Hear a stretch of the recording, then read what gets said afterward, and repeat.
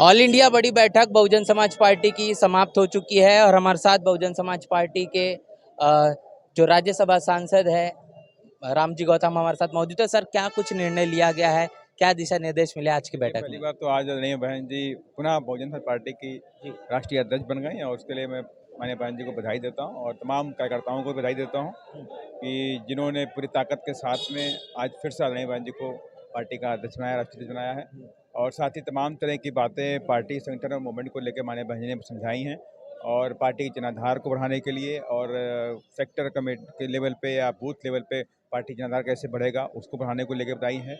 और साथ ही जो दूसरी पार्टियां जो हैं, विरोधी पार्टियां हैं, जो तमाम तरह के अलग अलग हथकंडे अपना करके हमारे जो वोट बैंक है, जो बहुजन समाज का जो वोट बैंक है, उसको बांटने का प्रयास कर रहे हैं। उसको लेकर के माननीय भाई ने तमाम तरह के हम लोगों को तरीके बताए हैं कि उनके कैसे उनसे बचना है और उनसे उनसे आगाह रहना है और अपने समाज को समझाने के भी तरीके बताए हैं। और कैडर के माध्यम से हम लोग गाँव-गाँव जाकर के लोगों को समझाने का काम करेंगे। ये तमाम मुद्दों को लेकर माननीय बहन जी ने बात।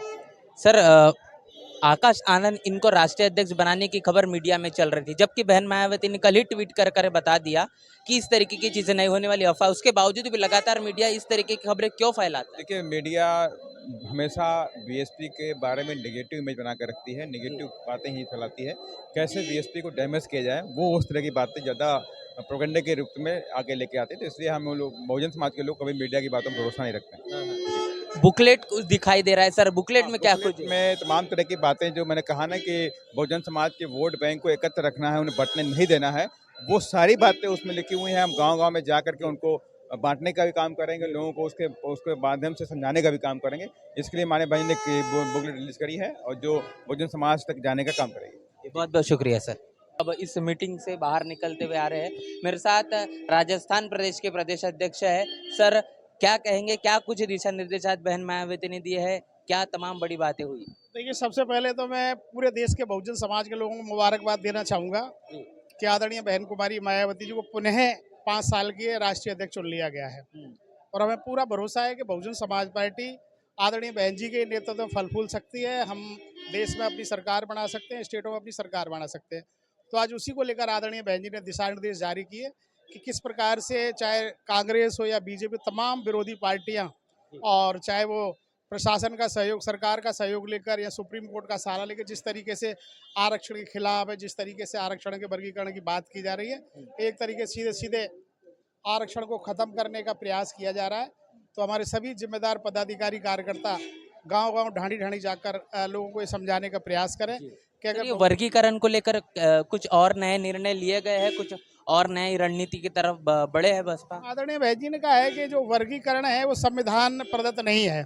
संविधान में अधिकार जो राष्ट्रपति के पास है आरक्षण के बारे में, लेकिन सुप्रीम कोर्ट ने अधिकारों का हनन करके जो है ये फैसला सुनाया। तो हम इसके विरोध में हैं और संघर्ष करेंगे इसके खिलाफ और इस वर्गीकरण को नहीं होने देंगे। जी। सर, आकाश आनंद को लेकर क्या कुछ जिम्मेदारियां बड़ी है या फिर जो है स्थिर है? बहन जी ने कहा कि आकाश आनंद जी को मैंने विशेष रूप से हरियाणा में लगाया हुआ है, वहाँ चुनाव भी है, तो हरियाणा में मजबूती के साथ वो लगे हुए। आगे दिल्ली में चुनाव होगा तो दिल्ली में भी आकाश आनंद जी को भेजेंगे और जहाँ भी जरूरत होगी आकाश आनंद जी को भेज करके पार्टी को मजबूत करने का काम करेंगे। बसपा एक कैडराइज पार्टी है सर, और उसके विचारों को अपने प्रचार प्रसार के माध्यम से वो फैलाने की कोशिश करती है। ऐसा कुछ चीजें जारी की गई है आज एक बुकलेट जारी की गई है जिसमें महापुरुषों का जो संघर्ष है, विशेष रूप से पार्टी की जो रणनीति है, 60 पेज की एक बुकलेट आदरणीय बहन जी ने जारी की है।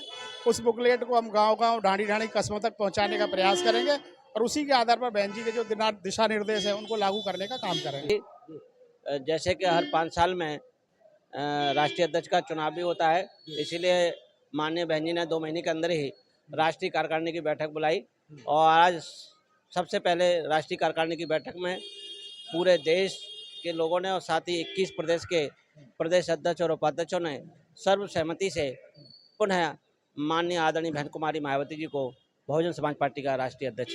ये जो खबर मीडिया पर चल रही थी, जिसको लेकर हमने भी तमाम बातें कही है कि आकाश आनंद इनको जो है वो राष्ट्रीय अध्यक्ष बनाया जाएगा, ये इस तरह की खबर, इस पर अंकुश भी बहन मायावती ने लगाया, क्यों चलती बीच बीच में? ये तो जो मनुवादी मीडिया है और कहीं ना कहीं ये लोग समाज को गुमराह करने का हमेशा से काम करते आए हैं और उसी काम को जो हमेशा कहीं ना कहीं मनुवादियों के कहने पर करते रहे हैं। माननीय बहन जी ने इसका पहले ही खंडन कर दिया है कि जब तक माननीय बहन जी स्वस्थ हैं और माननीय बहन जी आज पूर्ण स्वस्थ सभी के सामने हंसते हुए चेहरे के साथ उपस्थित हुई और सभी को उन्होंने मार्गदर्शन दिया। SC/ST आरक्षण का वर्गीकरण मसला शुरुआत से बसपा उठा रही है, उस पर कुछ दिशा निर्देश दिया गया है? उस पर जो दिशा निर्देश दिए हैं, माननीय बहन कुमारी मायावती जी ने सभी पार्टियों के जो भी गुमराह करने की पॉलिसी थी उसको उजागर कर दिया है। और बहुजन समाज पार्टी पहले से भी संविधान को मानने वाली पार्टी है। संविधान के हक अधिकारों को शोषित वंचित समाज को देने के लिए हमेशा संघर्षरत रही है।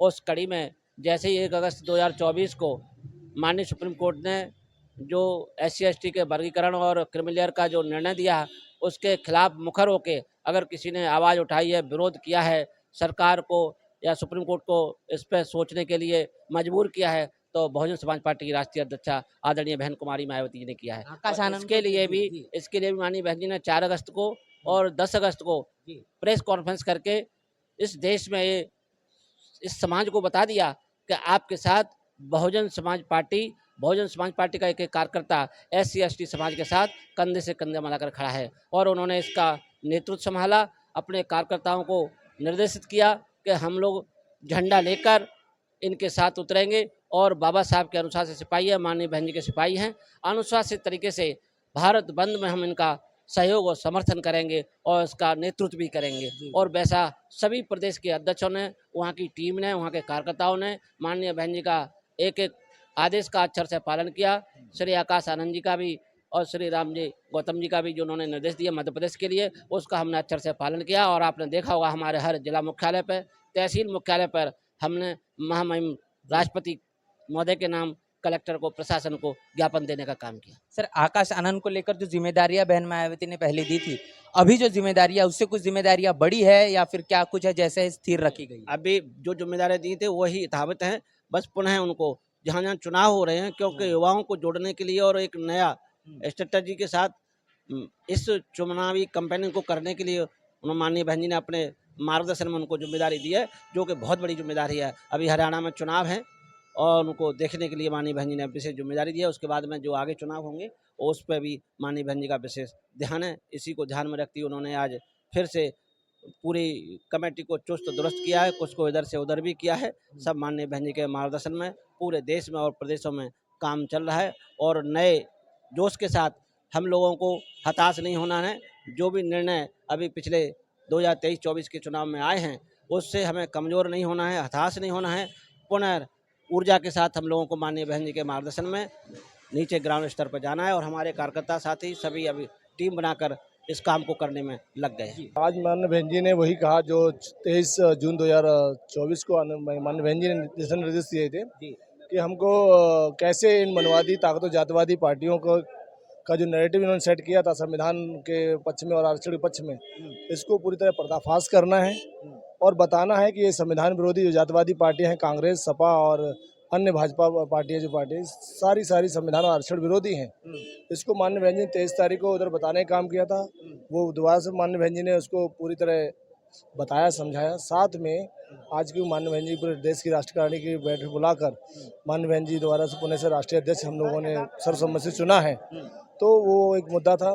साथ में माननीय बहन जी ने SC/ST के जो कुछ निर्णय हुआ है सर, कुछ आगे रणनीति बनी है SC/ST के वर्गीकरण? बहन जी ने सबसे ज्यादा इस पर मुखर होकर बोला है और माननीय बहन जी ने कहा कि इस मुद्दे पर और कोई दल नहीं बोल रहा। आरक्षण की बात कर रहे हैं पर उसमें जो सब क्लासिफिकेशन करने की बात की सुप्रीम कोर्ट ने, उसके खिलाफ कोई नहीं बोल रहा, ना समाजवादी पार्टी बोल रही, ना कांग्रेस बोल रही।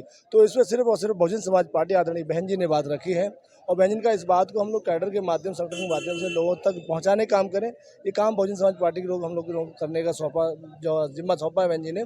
साथ में जिन राज्यों में चुनाव हैं वहाँ पर आदरणीय बहन जी ने तमाम तरह के फेरबदल किए। आकाश आनंद जी को कुछ बड़ी जिम्मेदारी फिर मिली है?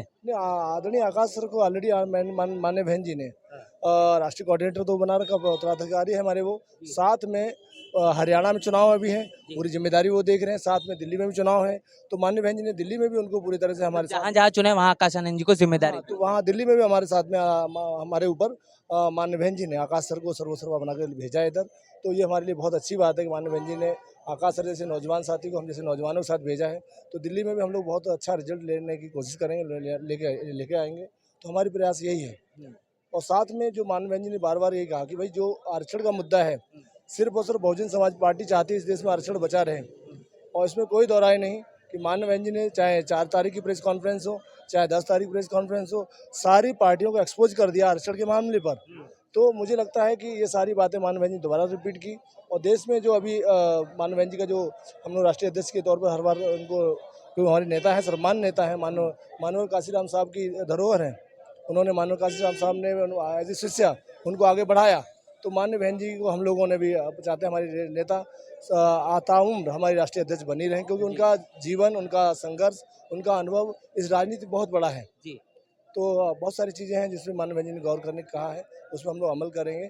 और निसंदेह आप जब दिल्ली में आएंगे तो हम नए लोगों से भी, नए टीम से और नई तरह की कार्यशैली से आप वाकिफ होंगे।